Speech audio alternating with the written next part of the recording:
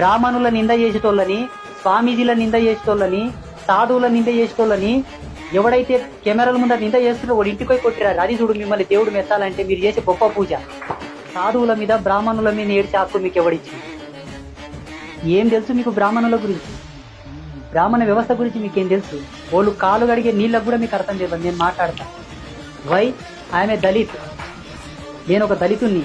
ఈనాడు బ్రాహ్మణ వ్యవస్థను ఎందుకు గొప్ప చేసి మాట్లాడుతున్నంటే నేను బ్రాహ్మణత్వ ధర్మంలో నడుస్తున్నాను.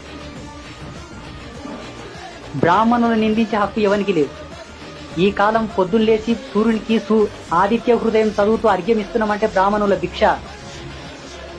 ఈనాడు హనుమంతుని ఫోటో, రాముని ఫోటో, హనుమంతునికో మంత్రం, రామునికో మంత్రం, గౌరీ వ్రతం, కాత్యాయని వ్రతం, ఈ దేవుడు ఆ దేవుడు అని కొలుసుకుంటున్నామంటే బ్రాహ్మణుల భిక్ష. ఆనాడు మహా విశ్వవిద్యాలయాలను కాల్చివేసి రజాకార్ల సినిమా వచ్చింది చూడుర్రి. రజాకార్ల సినిమాల బ్రాహ్మణులను చంపి జంధ్యాలని చెట్టుకేస్తే ఒక చెట్టు నిండా జంధ్యములైనమంట యజ్ఞోపవీతములు.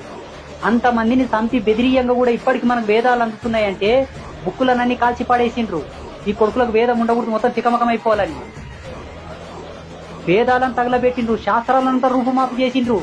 అయినా బ్రాహ్మణులు కంఠస్థం చేసుకున్నందుకు ఇప్పటికి మనకు వేదాలు అందుతున్నాయి, శాస్త్రాలు అందుతున్నాయి. ఎక్కడి నుంచి వచ్చినాయి? ఈనాడు దేవుని పెట్టాలంటే